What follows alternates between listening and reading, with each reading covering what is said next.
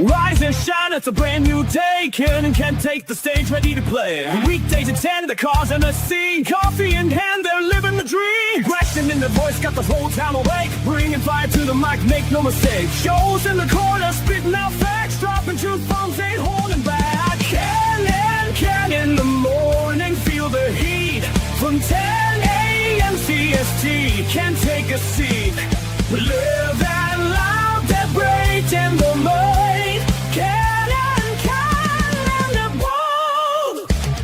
Light up your speakers, crank up the sound. They're talking about life upside down. Opinions exploding like a sonic blast. In the studio, they're built to last. With passion and grit, they engage and ignite. Every single week, they're a force can't fight. From sports to politics. This is a Huddle Sports Network broadcast. You can find us on Roku TV, Amazon Fire TV, Facebook, and of course YouTube. Get all your NFL news here first.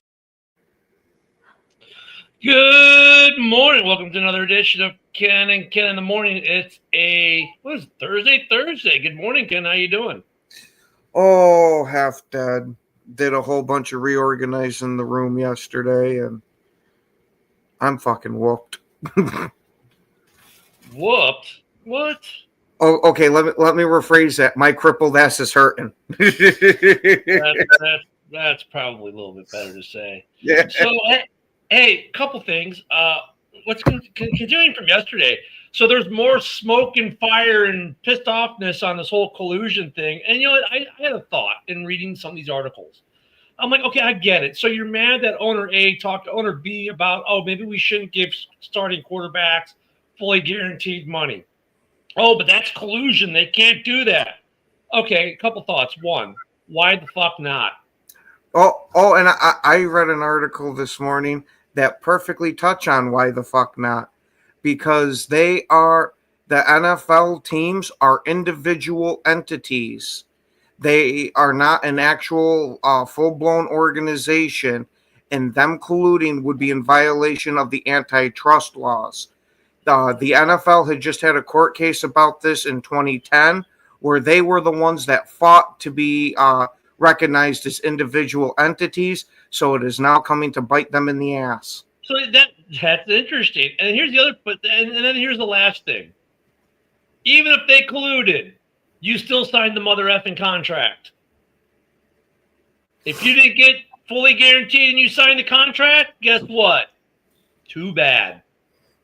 Honestly, that's the way I kind of look at that. On the other hand, if you really wanted the fully guaranteed, you could have just held out and not played and said, yep, I'm not going to play unless you fully guaranteed it. The fact that you still signed the contract, either way, to me. But how many times have we seen guys hold out like Le'Veon Bell there for an entire year plus in their career's absolute trash after? That is what is not my problem issue. That is their own problem. And you know, if they choose to do that, that is a tactic that they could have chosen to use. Either way, even without the collusion, I take the collusion out. Good morning, Joe. And let's say I'm Mark Davis. And let's say I didn't talk to another owner and I said, I'm not going to give you a fully guaranteed contract. You're either going to sign it or you're not. Even without the collusion, in a way, the collusion, while a spectacularly terrible look for the owners in that regard, at the end of the day is moot. Because either you're going to sign the contract or you're not going to sign the contract. And if you decide, well, I'm just not going to play, that is an option within your arsenal, right? To not sign that extension, to not sign that contract, to go elsewhere or seek more money or a better deal. You still signed the deal. No one put a gun to your head and said, if you don't sign this deal, I'm pulling the trigger. It's on you, right? You still, the player, had to either accept or not accept the deal. You accepted the deal. Yeah, but this goes out a step further once you get to the Lamar Jackson there. How they never bothered to put a tag on him. No other team offered him any type of contract, period. Well, it's not their problem. That's not Mark Davis's problem. That's not the Bears' problem, the Packers' problem. When there was a whole bunch of quarterback needy teams, that points more towards collusion. But once again, Now you have to prove that there was collusion not to sign him, period, that he was being blackballed. That's not the case. The collusion is, well, we don't want to give anyone a fully guaranteed contract. Okay, fine. That is not a good look. That is not, but look at, obviously owners still do it, Cleveland. At the end of the day, the player still either has a choice to make. I either sign this contract and play and get paid, or I don't. The fact whether it's fully guaranteed or not, look at the collusion piece. I get why there's upset, but even when they go to if they were to go to a judge and I say Justin Herbert's the best case for this, Justin Herbert's still going to lose. Because at the end of the day, a judge is going to say, you know what, you still had a choice to not sign that contract, and you decided to sign that contract. End of the day, that's really the death knell. That is the ace in the hole for the owners in the league, or the owners, not the league in this case. They still signed the contract. They weren't forced. They weren't coerced into signing a contract. It's either you sign it and you stay, you sign it and you don't stay, or you don't stay. Those are your options. Your choice. It was either accept the deal they offered you, or you're going to make absolutely nothing. Once again, your choice.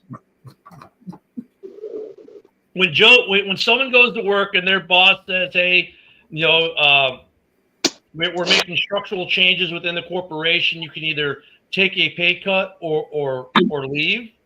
You have a choice to make. Yeah. Right? And I don't see people going, suing IBM and Microsoft and Boeing, all these companies when that kind of stuff happens, because that's business. Yeah, but there are exceptions to the rule. Like if a company is making policy changes that violate your rights in some way, then Correct. you can. And, I went through that personally. That's why I can say that. And so I understand your point, and I don't necessarily disagree, but I think there are always exceptions. The problem is that the players can't prove. Ken's right. It's going to be almost impossible to prove collusion, because you don't have access to their emails. You don't have access to anything that shows them directly colluding. Like you don't have video, transcripts or tapes of their phone calls where they're saying, "Hey, we're gonna work together to not give this guy fully guaranteed contract." Well, there's two pieces to that, right? One is you have to. Let's say they can show collusion that owners said, talk to each other, said, "Hey, we're not gonna give fully guaranteed contracts to players." Okay, that's the first part, and that's a slippery slope that the NFL screwed itself on, because now there are all these antitrust, blah blah blah. You might have screwed yourself. But the bigger part that they have to prove is not that he was blackballed. Like, hey, Joe, not only are we not going to give him a guaranteed contract, but you can't offer him a deal either. We're going to force him to sign with us. And now you have to show that all 32 teams agreed that no one was going to offer Lamar Jackson a contract. Mm-hmm. And you're not going to do that. You see what I'm saying? Unless you get access to all those emails. And by now, those emails are long gone. I mean, you might be able to dig it up with a forensic accountant, maybe. Mm-hmm. But wait, there we go. Sorry, a really good IT guy. You might be able to dig it up with a really good IT guy, but I don't know, but dude. Even then, now you got to deal with the legality of it. If someone's email gets hacked, that's not necessarily legally. Well, I was going to say it'd have to be under court order. Yeah. So, and how do you prove that? Like, I didn't pick up the phone and call Joe, and we had a conversation on the phone. Oh, well, you called Joe. Well, yeah, he's an owner. We talk all the time. There's nothing illegal with that. Owners are smart. Some are stupid. Some are smarter. And the problem is... Yeah, and I would expect that if the owners did have some sort of collusion going on, they're probably not doing it through a traceable source like email. They're probably doing it through phone calls. It was carrier pigeons. It was in person at the owners' meeting, and there is stuff that goes to prove it, that all this had come out, and that it had gotten buried by the NFL Players Association, which brings up a whole nother bag of questions. And that's another piece to it. The players really have because their own organization was a part of it. So look, it's a bad story. It's a bad look for the NFL. Luckily, it's in a time period where everyone's going to forget about it, and within a week or two, when the season gets ready to kick off and we get ready for camp, it's going to be forgotten. But honestly, it's great right now because there's nothing else to talk about. But it's a nothing burger going forward. It's not going to change contracts. It's not going to change anything. There's not going to be a players' strike. There's not going to be any lawsuits won by players because they have to, at the end of the day, you still sign the contract. You can't prove that you're blackballed into signing the contract. And, oh, by the way, your own advocate, the Players Association, was in on it. So, they'd have to sue them too. So right now, calls into play like, okay, really the bigger story is the NFLPA going to even survive? Like right now, the players got to be living with the NFLPA. Well, I'm going to assume it's going to survive, but there might be a total regime change over there. So that's what I'm saying. That's going to set the NFLPA back. I know we're going to start talking about the collective bargaining agreement now, which doesn't even do for another 3 or 4 years. Well, guess what? It might set them back that 3 or 4 years. So really, they screwed themselves, or at least the NFLPA, the players didn't, but their organization screwed them. Mm-hmm. So honestly, I think that's maybe the bigger news. I mean, the antitrust thing is huge in terms of Congress, right? If the NFL steps out of line, the Congress can say, well, we're just going to take away your antitrust. That's always been their tool, right? When the NFL is doing things that the government doesn't like. So yeah, I mean, that's going to be interesting. And I was going to get to this in a little bit. The Bucks. Side note: the Bucks extended their head coach and GM today too. And it's funny because that's not a side note. That normally would be the news of the day. Today it's a side note, and actually it's a side note to even another issue. Right? Second round picks holding the line. Yep, that'll be interesting if none of them are playing by the beginning of the season. Guess what? The Cincinnati Bengals might not be the Cincinnati Bengals much longer. Oh. The Bengals are having a serious stadium issue with the city who holds the lease. And they have not re-signed their lease. They have until June 30th. They have not re-signed the lease. So wait, they have till 4 days. Because they need renovations to the stadium that they've been in for 25 years. And there's discussion. So if they basically, here's the deal. They're under lease for this season. If they don't sign the extension, this is it.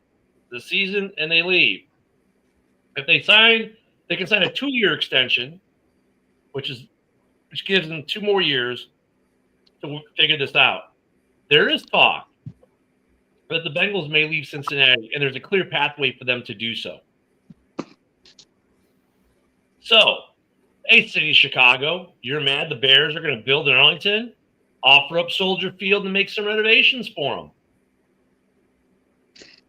Right? There's been talk of that, right? Or hey, think of another city that really that has a population that wants an NFL team, like I don't know, Birmingham, Alabama. Put a team in Birmingham. Happens, right?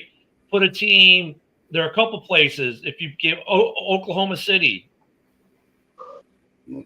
right? So there are. Where the hell was it that the Bears were going to move 2 years ago? Gary, Indiana. That's in the 80s, dude. Years ago. You're talking decades ago. So the threat after the 85 Super Bowl, when they wanted to get to something done with Soldier Field, was that they were moving to Gary, Indiana. And what happened was we got the spaceship that landed in Soldier Field that made it its current abomination. So that's how the renovations were done in the 90s, was that threat. But that is. Well, look, I'm telling you why they moved, because they're in an old stadium. And good morning, Cam. It's a very real possibility that they could seek to move. It's not unheard of. The owners aren't going to stop them from moving. The only reason why the owners stop a team from moving is if you're going to move too close to their market, if you're going to dig into their market share, right? So, the Bears would obviously be happy with the Bengals coming to Chicago. They would object. The Packers might object. Those teams might object, even though they're NFC teams. They might object to another franchise being in the market. However, if he wants to move the team to Oklahoma City, no one might object to that. If he wants to move to Louisville, which has an NFL ready stadium, they might not object to that. If they want to move to other certain places, the ownerships might not give a rat's ass. So what you're saying, Ken, is my hope for a professional franchise in Syracuse to come again is already down the toilet. Yeah, cause you would think that Buffalo, would, but however, curveball, Toronto could be a possibility. I think that's still part of Buffalo's market. Partially, I know it was years ago from when they played the games over there, but I'm pretty sure that's still a part of their market. Luca, it does not mean it's outside of the realm of possibilities, and that is what is being reported. If they don't have a stadium to play in, they're going to move. Oh, Motown Mitch switched it up today. Oh, my goodness. He's back on my crap list because he didn't include anyone but the Bears, I tell you. But no, this is that's look. It's not like it's cut and dry simple. Obviously, for them to relocate, there are hurdles. But if they don't have a stadium to play in, the NFL is not going to let them not play somewhere. They'll let them move at the end of the day. I mean, honestly, look at when the Raiders moved, man, the NFL wasn't stopping the Raiders; they were moving. But that's because Jerry got on board, and Jerry sort of quarterbacked that thing, So if the Bengals can get Jerry on board, and Jerry, all you got to do Jerry's all about dollars and cents, man. If you can St. show Louis makes sense. St. Louis, I just said that St. Louis, they're desperate for a football team, Yep. Ever since losing the Rams. It really, I mean, and Luke, you have to ask yourself, why would the owners say no? And you were saying, well, they don't have liquidity. Really, how much does it cost to have moving trucks? Because I'll tell you what, St. Louis, not only does St. Louis have a stadium and it has practice facilities and everything that the Rams used to have that are still there and available. Well, the thing is, there's a moving fee that you have to pay, and it's $500 million. Ooh. Like the Raiders had to pay that too. You have to pay that to the other owners. So that could be what Luca means by a liquidity issue, is they don't have the $500 million moving fee. Here's the thing, though. They made a deal, John Dorn, that's about to expire. That's the thing about the stadium thing with them. Their deal in Cincinnati is about to expire. Let me get you guys the actual verbiage, if you will, on this. Let me get that really quick up for you guys. I went too far there. There collusion. Okay, here we go. So here's the thing. They've played there since 2000. By June 30th, the Bengals will have to agree to a lease offer from the county or exercise an option that extends the current lease for 2 years. Okay. So the current lease expires June 30th of next year. Okay. So they're good for this season, like I said. But they're looking to make changes to the stadium, basically upgrades, renovations, blah, blah, blah, blah, blah. If they can't get that, they are considering a move. And it comes down to money. So, I mean, it's really that. They could move. They could move. Their deal's going to be done, Dorn. So it's not like they're breaking a lease deal. And they could always break a lease deal. Look at the Bears are going to break the lease deal with the city of Chicago if they build a new stadium in Arlington Heights before 2030 and move. Guess what? They'll break that lease deal because the Bears lease deal goes to 2030. So, I'll tell you what, they could actually do this if they don't get something worked out. I think they might sign the extension and give them more time, but they may say, we're not signing anything. They just made a deal just now. Drop the link to that deal because I'm not seeing it. If they made a deal just now, cool. Then that changes the whole story, doesn't it? Yeah, but to me, it just screams money grab. Like, they're just the Bengals are just doing what other teams have already done, which is trying to pressure the city for a taxpayer-funded, basically taxpayer-subsidized state. That's the new way of things in the NFL. Yeah, they want the $1 billion taxpayers-paid stadium. Yeah, they have a deal now in place to the mid 2030s. Okay, so that just broke because I'm looking at the articles. The last article is like an hour ago. Yeah, I'm looking at one the from an deadline hour ago approached. too. So that literally happened as we were talking about it that this news broke. Look at that. We create breaking news. So they're going to stay at Paycor for at least a couple years then and get some upgrades. Yeah. Oh, here we go. Yep, just released 20 minutes ago. So right as we went on air, they made a deal, looks like. Yep. That's hilarious. Good news for the city. Well, the good deal news for has to get Cincinnati. voted on first. The vote has to get the vote has to the deal has to be voted on by the county commissioners on Thursday. So, but obviously they're going to vote yes on it. It sounds like because they probably that's one of the things you don't make the deal unless you already know you're going to get the votes if you're the county. But they don't really say much about what the deal is to say. Just the two sides agreed on a deal to keep a team at Paycor Stadium to at least the mid 2030s. So that's hilarious. It breaks as we're talking about it. Well, thank you, Dorn, for being on top of it and catching that wire while we were talking about it. Like a breaking news and fool's gold is John Dorn. But I mean, that's the power these teams really have to get a deal made. I mean, you can just up and move. And the Bears, they were kind of like, when their situation was a little different because they're obviously further out from their lease deal ending, right? But the Bengals just got them a little deal, at least for another, mid 30, so okay, 35. So it's what, about 10-year deal, 10-year deal. So that buys them some time to get a new stadium. I bet their next deal will be a new stadium, depending on what the renovation or possibly part of the deal is the renovations. Like we'll sign the long-term lease, but it's got to include some renovations. Yeah.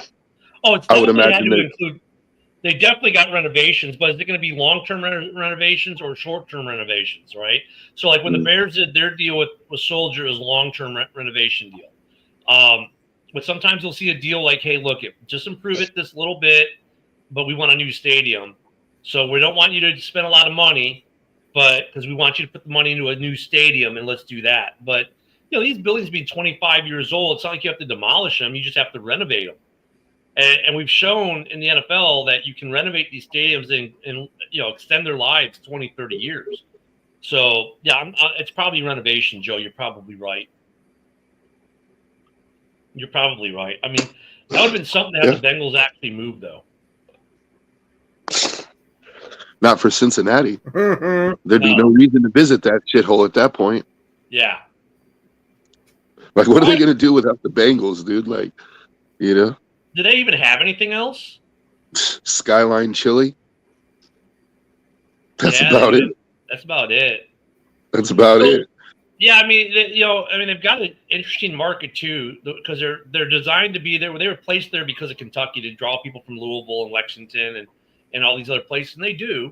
But so that's good for the city of Cincinnati. They came to a deal then as we were on air today. That would have been interesting to see them move to St. Louis. St. Louis has been screaming to get a football franchise back. First the Cardinals left to go to Arizona.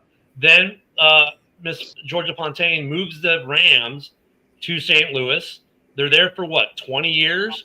The second she passes away, the new ownership takes them right back to L.A. So it's like they were on loan for 20 years from L.A., I guess. It's just St. Louis is a hard sell because that's a baseball town. And when the Cardinals are playing, no one's going to anything else. And the pecking order in St. Louis has always been Cardinals, Blues, everything else. So if you had a weekend where you had a Sunday where you had a baseball game, a hockey game, and a football game all going at the same time, that's how. Oh, and they all share the same parking areas, by the way. But the Rams game would be empty. So yeah, but they've been screaming for a football team in St. Louis. But they don't want to pay for a new stadium. Well, that was why the Rams left originally. Yeah, the Edwards Jones Dome, which almost became the dirt cheap dome, which originally was a TWA dome. It's not a bad dome. It's not a bad stadium. It's got a good seating capacity. I mean, St. Louis had a hard time filling it. for the most part. I'm not saying it's a bad stadium. I'm just saying that the city of St. Louis doesn't want to pay for a new one because that's why the Rams left. Because Stan Kroenke, the owner of the Rams, wanted a new stadium, and he actually built it with his own money. He built SoFi. Yeah. SoFi. Yeah, see, that's where I go to. Like, I think we were talking about yesterday. Where St. Louis, there's two St. Louis's, right? There's St. Louis City County and St. Louis County, and they hate each other. The city and the county do not get along. As in the county, that's not St. Louis City County. St. Louis County is not the city of St. Louis. A lot of people get that confused. St. Louis County is the suburbs right out on the outskirts of the city, right? I mean, right there. It's, Creve Coeur, Olive, all that stuff. That's all St. Louis County. They do not like the city county. They do not see eye to eye on anything. So I'm not surprised. In the city of St. Louis, I mean, I don't know where they would put a state. They could. There's nowhere to put a stadium in the downtown area that I can think of. They'd have to tear down the dome and build a new one from scratch, pretty much. And they use that. And that's the dome is attached to the convention center, which is a main life source for funding that comes into the city. So that would be a hard pill for them. And I don't think the county really wants a stadium in the county. Yeah. So on a side note, I've been to St. Louis before, and that place is rough. It is. I lived there for a few years. Trust me. It's such a weird, rough. And the way it's designed, there's no direct route from point A to point B. If you don't know side roads in St. Louis, you're screwed. You've got you're gonna get stuck in the wrong part of town, and and I'm from the Bay Area, so I've seen some shit. But St. Louis, let me tell you, St. Louis is its own special level of shit. Luca, East St. Boogie is not. That's in Illinois. It's not Missouri. Good old East St. Boogie. I used to be. In fact, I was in a unit on 29th in State in East St. Louis. Trust me, I know East St. Louis. I've stayed in East St. Louis quite a bit. East St. Boogie, though, that's on the Illinois side. It's gotten better with the casino boats and everything else, actually. East St. Louis is not what it was in the 80s and 90s. But the city itself, like, even if you go where WashU is, you go a couple blocks away, you don't want to be there, for where Washington University is. And that's a nice area where WashU is, actually. Got some good restaurants and stuff like that. But yeah, St. Louis is a very weird city, very racist city, believe it or not. We lost Ken there for a minute. So St. Louis is kind of a hard sell. And the county and the city hate each other. Like, they're diametrically, they just not. And you couldn't even put a stadium by UMSL, University of Missouri St. Louis. There's nothing there by the airport. You could go to South County, maybe. But yeah, St. Louis is a weird place. They almost have to tear the dome down and build something new. But they use a dome for so many other things. So I don't know if we'll ever get a new stadium in St. Louis. Mm-hmm. Hence why they'll probably not get a football team. Yeah. I mean, look, you've already had two NFL franchises, and both of them have bounced on you. So like if you're an NFL team, are you wanting to go to St. Louis when you've already had two teams and both times they've left?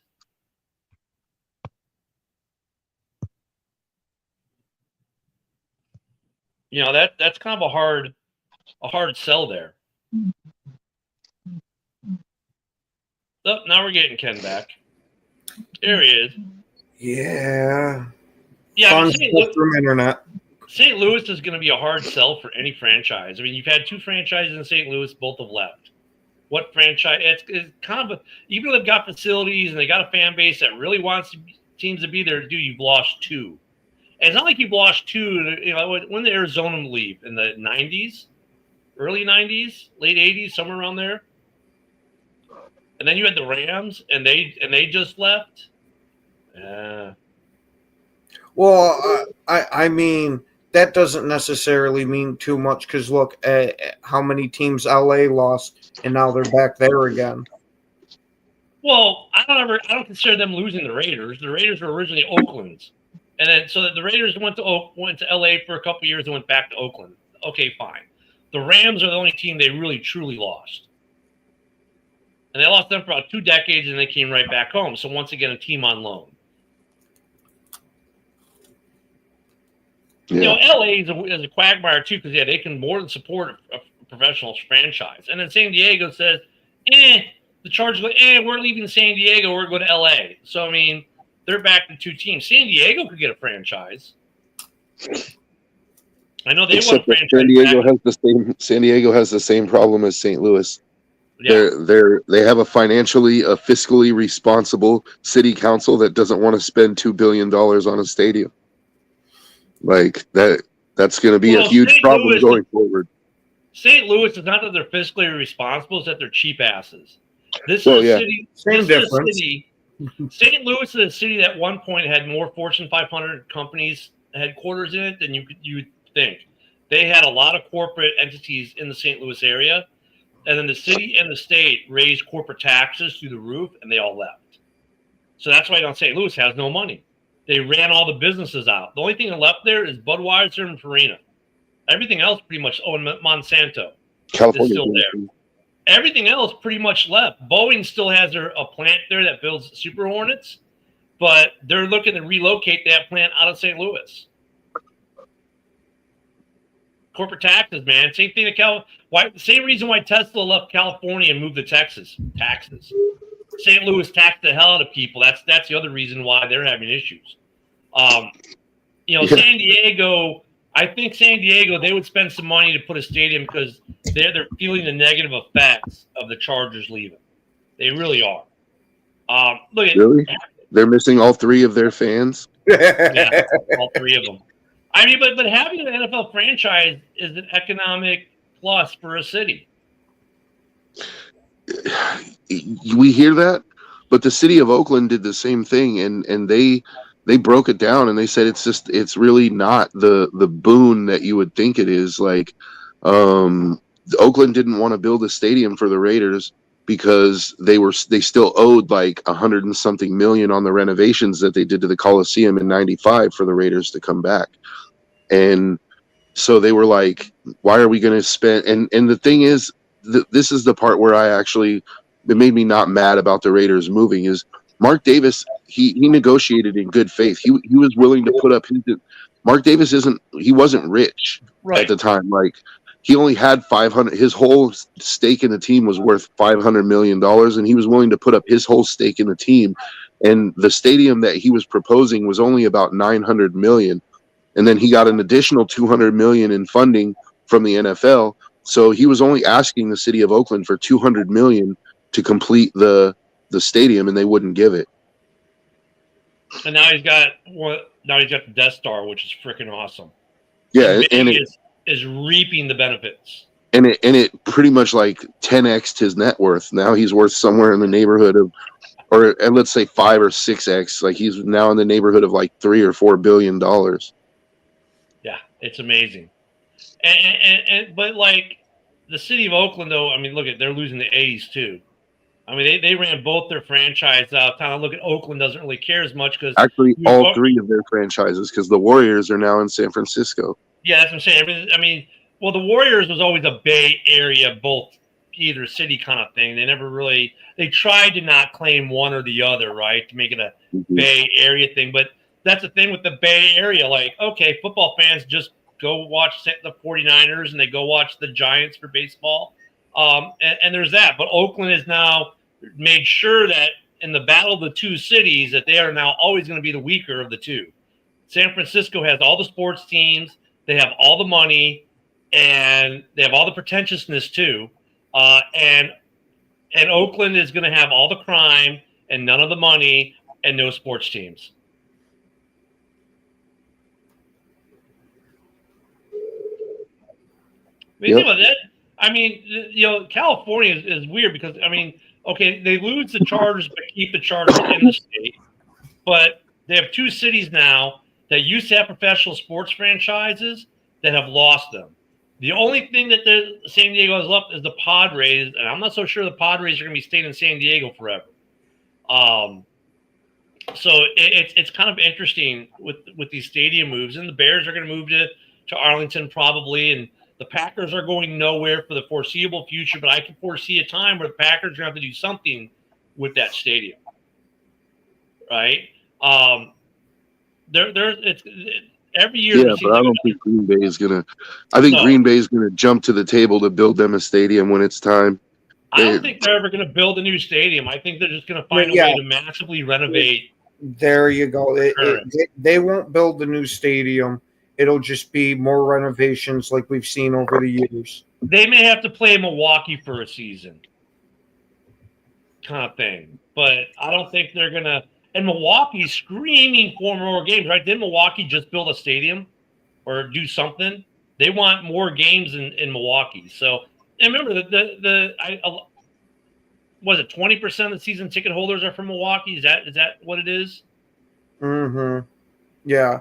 Because of them, when they used to play the games there at City Stadium or something like that. Yeah, look in the 80s. When they stopped that? Early 90s is when they stopped that? I don't remember if it was early 90s or early thousands, but it switched over to where the Milwaukee fans that had the tickets to those games now just get the tickets in Green Bay for a couple of games. Luca. Look, Ken, don't get mad at Luca because you know what? He's not wrong. Dude, Hey, no. You leave the stadium bleachers alone. Dude, no, I mean, seriously, though, like, some of these high schools in Texas have stadiums that rival, like, D1 and NFL level. I mean, maybe not NFL level, but D1. Some of these high school stadiums in Texas are redonkulous. Mm-hmm. They are just stupid. Like, oh, my God. Football is life. Yeah. Luca's not completely wrong there. He's wrong, but he's not completely wrong. I mean, but no, Lambeau, I mean, it's funny, though, because they want games in Milwaukee, so that might be the deal. Like, look, you guys give us a boatload of money to redo Lambeau, and we'll play a full season in Milwaukee. And Milwaukee might take that on because part of we'll play a full season and keep open the possibility of playing maybe 2 games a year again like we used to in Milwaukee, right? And they'll dangle that carrot. And that's how they'll get the state of Wisconsin and the taxpayers in Milwaukee to all vote yes on a statewide bill of something to get funding to build, renovate Lambeau. Is it I don't remember the exact number, but it rotates a bit to where it's either 2 and 3 games or it's 3 and 4 games, depending on the year. Yeah, I knew there was something like that with and the most, it's funny, a lot of those guys just end up selling their tickets because they don't want to make the drive. Okay. Well, Green Bay's been pulling season tickets from guys that are selling. It was either 80 or 90% of the tickets that they would get. They're starting to pull their season ticket license and give it to other fans. Yeah, secondary market, man. It's brutal. But I wish they'd do that in Vegas. Yeah, I could see. I could definitely see that though with the Packers. Like, I could see them getting a renovation. They're going to renovate. They're never going to move out of that stadium. They will find a way to. And look at. They don't need the Packers are a unicorn though compared to some of these other franchises. They don't need all the luxury boxes. They don't need all the other things that other teams want because look at their market. Green Bay is not a major metropolitan area. Hell, I think Pensacola, Florida is about the same size as Green Bay, Wisconsin. It's a smaller market. They don't need the smallest market. Yeah, but no, I'm just saying, though, it's a small market, though. Like, like Louisville is probably a bigger market. Oklahoma City is a bigger market, right? So, like, Green Bay is not looking for an 85,000-seat SoFi with super luxury boxes and all kinds of other crap. They don't need that. They're not looking to expand the size of the seating. In fact, if they got rid of the benches, would they lose like 5,000 or 10,000 people capacity if they went to seats and got rid of the benches? I think there was a study done. So if they, if anything, if they're going to get away from the benches, they're losing capacity. Yeah, you're not going to see that because a lot of the Packer fans like the stadium benches because it gives you that hometown type of vibe. Yeah, which is what the stadium kind of is anyway. It kind of fits the motif. So the Packers renovations, they're going to update their luxury boxes. Of course, they're going to do that. And they're going to update the locker rooms and other things. But I can see the Packers. the fifth giant video screen to the stadium and all that type of nonsense. Increase the capacity of the sheep brothel. Well, they don't have an owner though, Luca. That's the other thing with the Packers. They don't have an owner. I was going to say that's the joke he was making. Yeah. Packer backs are too fat for seats.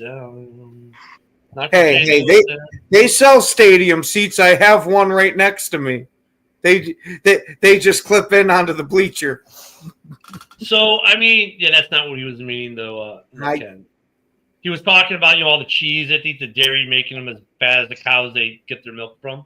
Hey, you're talking to a fat guy here that's a Packers fan. You really think I'm going to push back against that? Hey, I wasn't going to say that, Ken. That's all you for noting that.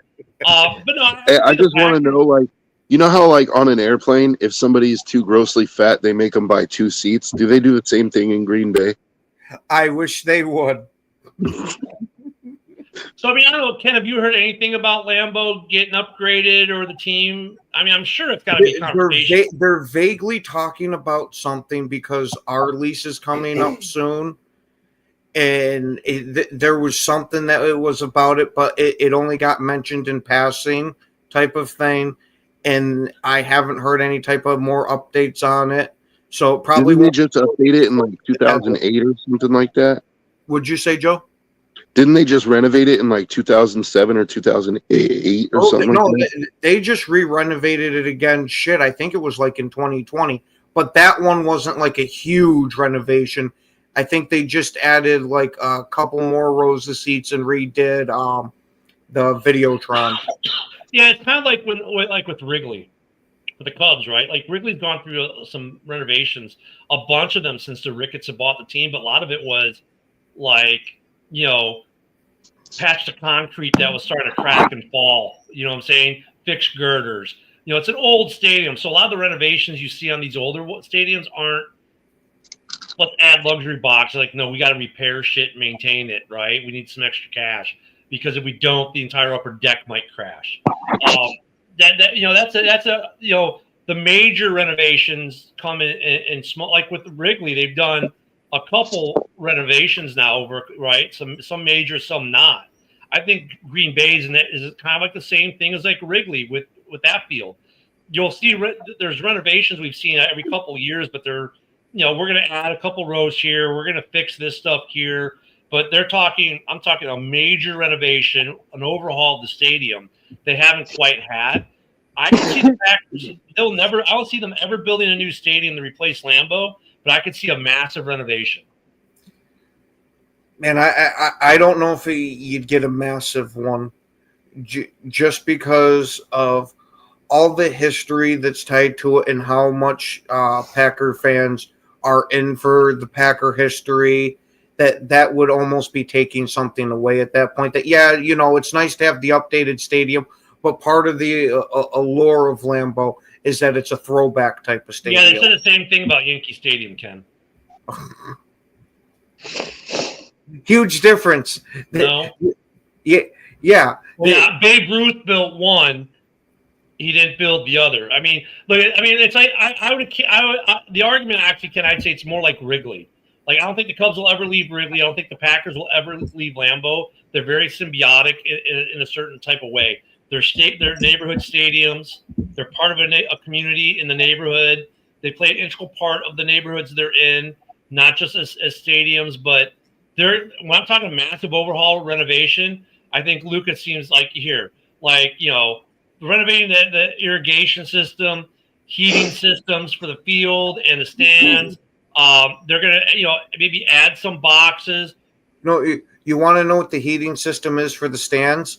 The body heat of the guys next to you. Yeah, those are the kind of renovations. I'm like not like a facelift like what happened to Soldier Field, right? They won't change the aesthetic of the field, but there'll be a major renovation to that field at some point. It's inevitable. It's going to happen. I always wanted to go to a Cubs game at Wrigley. It's a blast, dude. You'll love going to Wrigley if you ever get a chance. I call it the world's biggest beer garden. It doesn't hurt. The Cubs are really good right now too, but and Lambeau is like the second biggest beer garden after Wrigley. I think Lambeau will go through renovations on kind of similar to like a Wrigley, but they're going to feel pressures to renovate as all these NFL teams are getting either major renovations or new stadiums. That eventually Green Bay is going to have to do a major renovation for the fan experience and the playing experience, while still trying to maintain the visual that is Lambeau, right, and not destroy what Lambeau is, and that's a tough task. Yeah, I was gonna say I don't know how many new updates I'd want done to that field. Well, some of the stuff you're not going to even see. Like, you won't see if they change, like, to make this for the fan experience, like heating, like what the Buffalo is doing. They're going to basically, the concrete's going to be heated throughout the entire stadium, right? So, like, the seating area will be heated. That's a major renovation. We have to tear everything out and redo it all. Yeah, but then you're going to get Packer fans bitching that you just made their beer piss warm. Okay, but there's more heat in the concourse is changing a lot. There's a lot of stuff that the fans won't necessarily see, but will require major renovations. That was one of the major renovations we did. I'm not going to say they're going to add 50. They're not going to. Yeah, but that locker room now compared to locker rooms in the rest of the league is going to be way behind the power curve, right? So, I mean, that's to say eventually Green Bay is going to have to do something.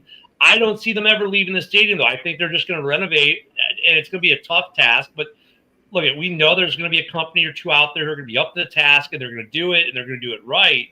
It's just going to be expensive, and that's what's going to make it even more expensive, because they have to do it a certain way, right? They can't just knock it down and start from scratch, which would be cheaper in some ways. They're going to have to be very specific in the way they do things. That's going to drive the cost up. But they'll be able to get it done. It's going to be costly, but I think at the end of the day, that's how Milwaukee gets itself a game or two or a season of games in Milwaukee. So I think the Packers will strike a deal. I wouldn't be surprised if it happens within the next decade, to be honest with you, especially if the Bears get a new stadium, and now you've got, Ford Field is still better. So I can see the Packers getting a renovation. At some point, it's going to happen.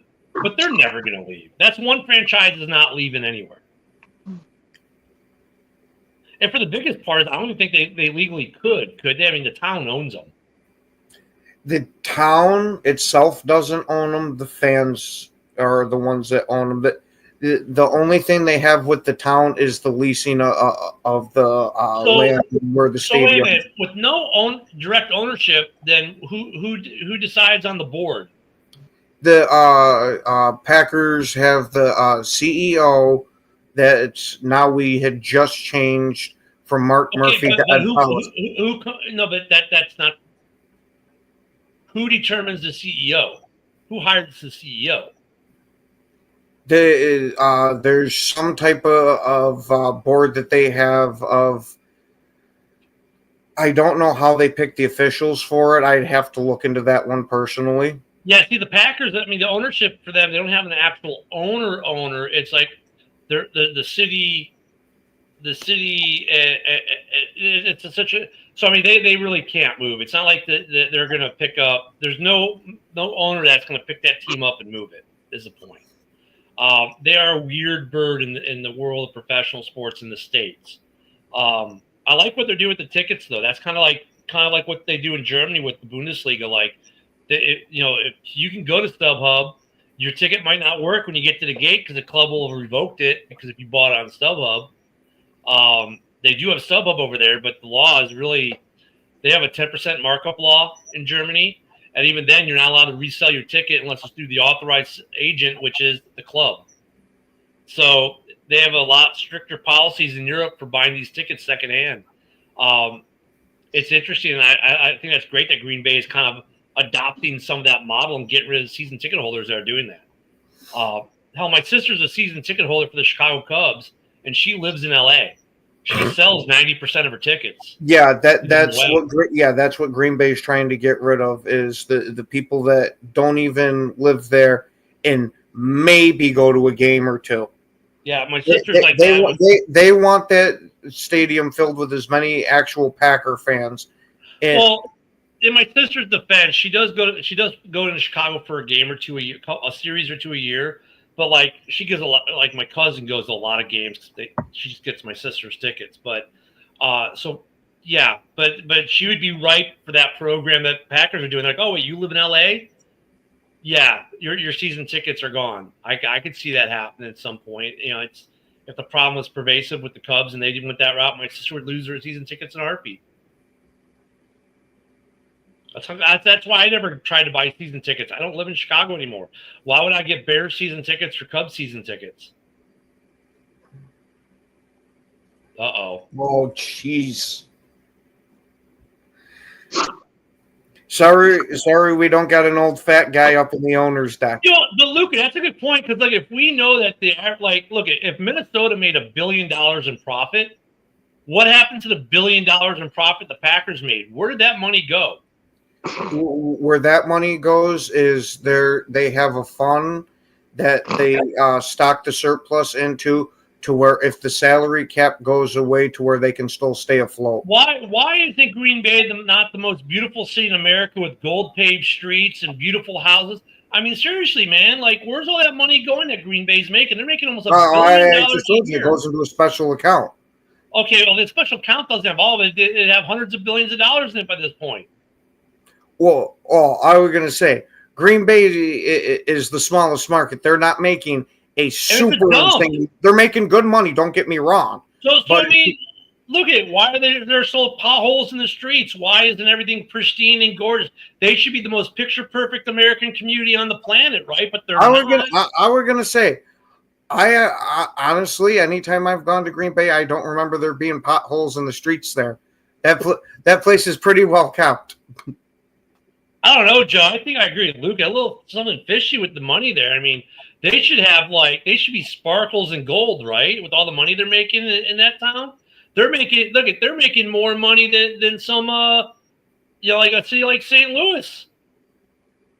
Man, then I guess you'd have to talk about the fleecing that the actual owners are doing of these towns and cities to get them to pay in when they don't actually own a part of the team. The Packers are making $1 billion a year and they're community owned. Why is that community not flush? Because they're not community owned; they're fan owned. There should be a sheep for every arm. Yeah, I mean they should. No, there's got to be 2 sheep. Damn it! Hey, whatever the community, the fans, whatever. I mean, Green Bay should be flush with cash, but they're not. What's up with that, man? I think Luca's onto something. Luca investigates. We're gonna have a new segment. Luca investigates. I think Luca should investigate where the money goes in Green Bay. There we go. Our man on the street, our traveling reporter Luca is going to get to the bottom of where all the money in Green Bay is going and where it's being money laundered. What drug cartels actually get? Oh, yeah. Oh, only in a Chicago Bears fan mind are they going to have it to where, Green Bay's doing all this stuff so we can finally get them out of the league so we don't get our ass kicked by them all the time. Damn. No, that wouldn't be the case because we've kicked your ass for many years too. But I would say, like, Luca's onto something. Luca, I think Luca's gonna find that out, and he's gonna let us know. Luca investigates. There we go. The new investigative series throughout the season. For every road game Luca goes to, he'll do an investigative report on the team that like where their money is being scammed to. There we go. And of course, the Vikings will always look good because he's a Vikings fan.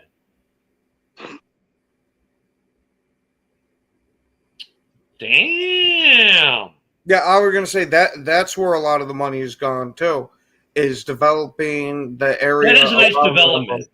Yeah, it is. Even though they're not really title town, it is a nice development. Oh, yeah. Yeah, because Green Bay has won how many titles in the last 5 decades? Oh, I see. We're breaking out those Detroit fan blinders. Seriously, if you're going to call yourself I'm pretty sure you guys have been in the league just about as long as us. If you want to be title town, be St. Louis with all their World Series championships and Stanley Cups and Super Bowls. Be Boston. They're more of a title town. Well, right? Joe, to you, doesn't it name title town? To me, it says if you're a title town, that means you have a lot of titles. Yeah. Okay. Now, isn't that a title that you have to maintain? And have the Packers maintained that over the last 5 or 6 decades? We keep adding more other cities, compared to other cities. And I'm not even saying Chicago, even though Chicago's won more titles as a city than Green Bay has since 2010.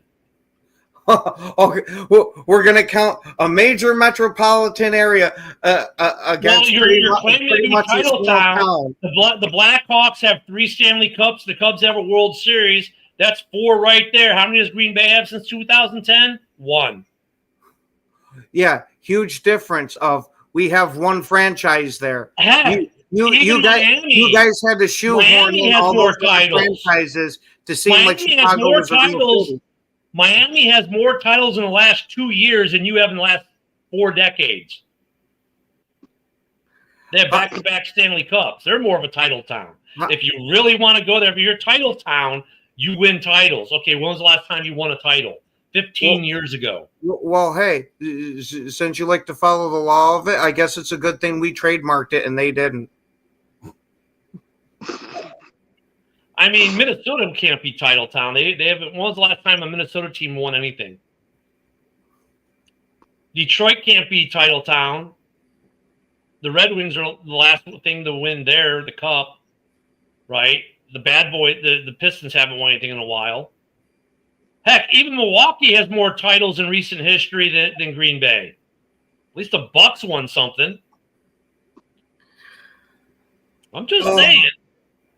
But I think the Titletown development is a really cool thing that they did do there, and it's a cool fan experience, and that's pretty cool. But, yeah, I mean, it should be historic Titletown because they're not current Titletown. Oh. Am I wrong, though? Yes, massively. No, I'm not. Boston has more titles than Green Bay does in the last 4 decades. Yeah, Chicago has more. LA has more. New York has more. Tampa Bay has more. It's great that this is in football conversations, not other sports. Oh, football? Okay. Well, then let's go to the team that has more. 2 teams that have more than our title town that in modern history. Unfortunately, they're both in the AFC. Kansas City, their title town. They won more titles in the last 3 years than you have in the last 4 decades. Oh my God! So now we're gonna rotate it around like a WWE belt. Well, then the title is not a permanent title. It's not a permanent title. Boston has more NFL titles, 6 in the last 2 decades than you do in the last 5. Oh man! Oh, they're the women's title town. Lucas says, "Okay." Man, you hear that freaking jealousy going back to back to back? There's no jealousy. There massively is. No, it's like because look, title time. So let me include all these other sports into here. You cannot call yourself title town if you're not winning titles. Well, pretty sure we've won quite a few of them already. Really? When was the last one? The last one, it was 15 years ago. 15 years ago. How many titles have you won in the last 5 decades? At least they've won in Ken's lifetime. I'm sitting here like the last time the Raiders won a Super Bowl, I was 1 year old, and I don't remember it. So I remember that game, Joe. Can't really. Yeah, Marcus Allen. Yes, sir. Man. Yep. I'm just saying, it's like the Titletown area is cool. The name is just misleading because Green Bay is no longer Titletown. Man, I wish the Raiders could just win one before I go, man. Just one. I just want to see them hold that trophy one time.